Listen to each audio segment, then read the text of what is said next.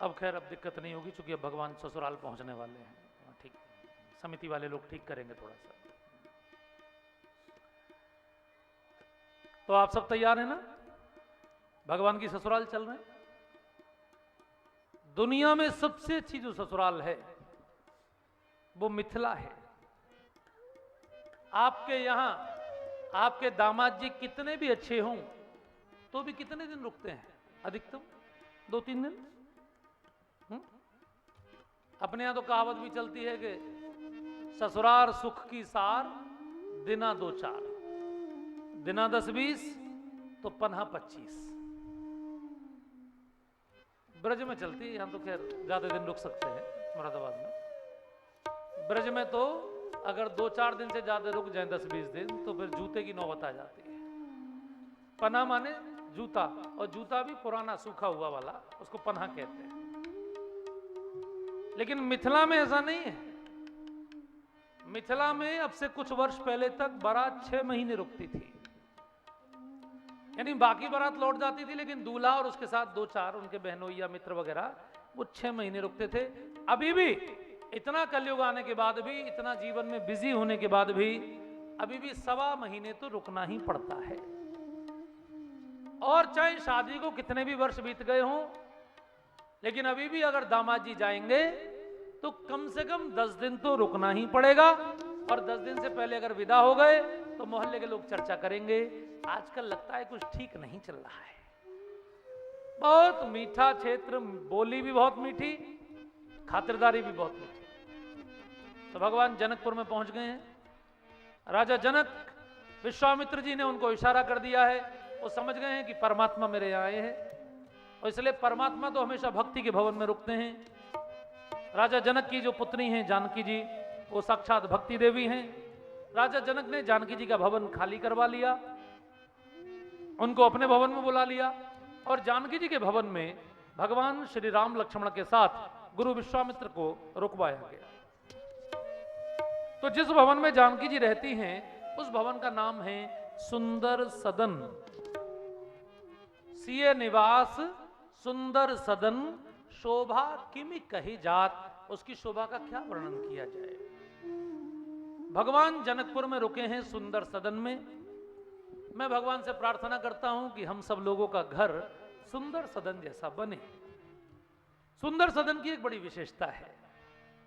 सुंदर सदन की विशेषता यह है कि वो हर काल में सुख ही सुख देता है, कभी भी दुख नहीं देता।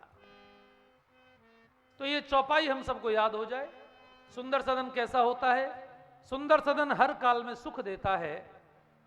तो हम मां से प्रार्थना करेंगे, जानकी मां से, कि मां हम सबका भवन भी सुंदर सदन बने। तो एक बार सुंदर सदन की चौपाई आप सब लोग मेरे साथ गाएंगे।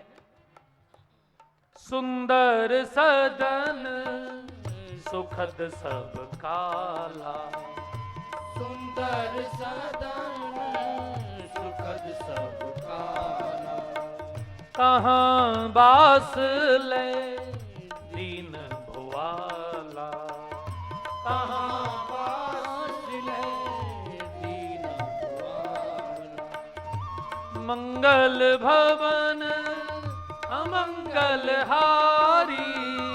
मंगल भवन सब गाइए। अमंगल हारी, उमा सहित जही जपत पुरारी, उमा सहित जही जपत पुरारी, सुंदर सदन सुखद सब काला, सुंदर सदन सुखद सब काला। सुंदर सदन माने सब कालों में सुख देने वाला, सुखद सब काला। थोड़ा ध्यान से सुनने का विषय है बंधुओं। एक बात का ध्यान रखना कि काल कभी एक जैसा रहता नहीं है। हमारे जीवन में कभी बचपन का काल होता है, जब खेलते कूदते उम्र बीत जाती है। कभी जवानी का काल आता है ऐसा, जब हमारी आज्ञा के बिना घर का पत्ता भी नहीं हिलता। लेकिन एक काल ऐसा भी आता है बुढ़ापे का, अत्यंत बुढ़ापे का, जब हम चिल्लाते रह जाते हैं और हमारा नाती भी पानी का गिलास देके नहीं जाता, कोई सुनता नहीं। काल बदलता है। कभी अमीरी का काल होता है तो कभी गरीबी का काल होता है। कभी ऐसा काल होता है जब दुनिया आपके गले में फूल माला डालती है, और कभी ऐसा काल होता है कि जब दुनिया भर में अपमान होता है। कभी मान का काल, कभी सम्मान का काल, कभी अपमान का काल, कभी रोग का काल, कभी स्वास्थ्य का काल।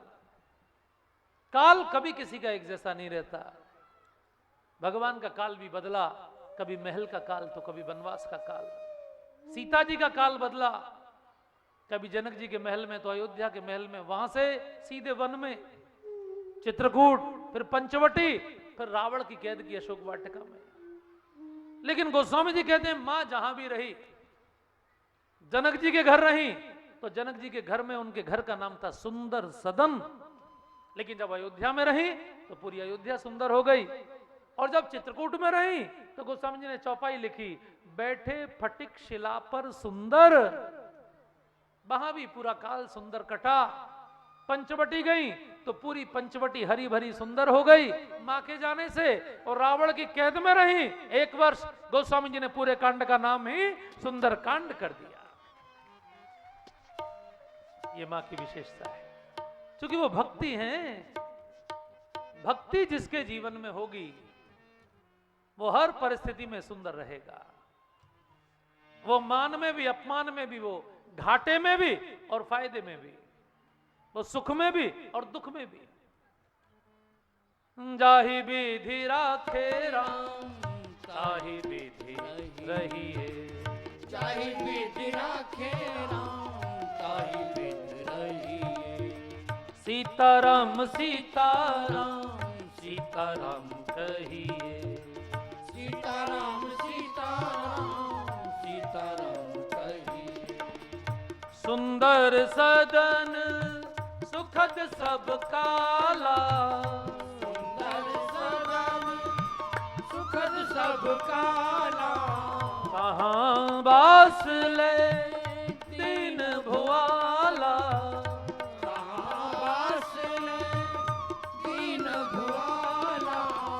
होई है सोई जो राम रचि राखा। कोई है सोई जो राम रचि राखा। जो व्यक्ति अपनी मेहनत पूरी करता है लेकिन जैसा फल मिले उसको भगवान का प्रसाद मान के स्वीकार करके सुखी रहता है, उसका घर होता है सुंदर सदन। ये जो सुंदर शब्द है भगवान शिव के साथ भी प्रयोग होता है। सत्यम शिवम सुंदरम। भगवान शिव सिखाते हैं कि होई है सोई जो राम रचिरा। हम लोगों का कर्म करना तो हमारे हाथ में है, लेकिन फल हमारे हाथ में नहीं है। दुनिया का कोई व्यक्ति घाटे के लिए कर्म नहीं करता, फिर भी घाटा हो जाता है। दुनिया में कोई नहीं चाहता कि मेरे घर में बीमारी आ जाए, फिर भी घर में कैंसर आ जाता है, टीबी आ जाती है, कुछ और बीमारियां आ जाती हैं। हमने कब बुलाया था? ना हमारे बुलाने से आई और ना हमारे भगाने से भाग रही हैं। तो परिस्थितियां कौन सी आएंगी जीवन में ये हमारे वश में नहीं है, लेकिन उन परिस्थितियों में हम हंस के जिए या रो के, ये हमारे हाथ में है। एक संत जा रहे थे, 3 मजदूर एक मंदिर में घिसाई कर रहे थे मार्बल की। दोपहर के 2 बजे थे, मई का दोपहर, कड़क गर्मी का महीना, तीनों के हाथों में छाले, शरीर में पसीना। तो संत ने पहले मजदूर से पूछा, भैया क्या हाल है, क्या कर रहे हो? उसने आंखें ऊपर उठाई, बोले बाबा तेरी आंखें फूट गई हैं, कर्म फोड़ रहा हूं। मुस्कुरा दिए साधु, फिर आगे बढ़ गए। दूसरे से पूछा, भैया तुम क्या कर रहे हो? उसने फिर आंखें ऊपर उठाई, उदास स्वर से बोला, बाबा अपने बच्चों के लिए रोजी रोटी कमा रहा हूं।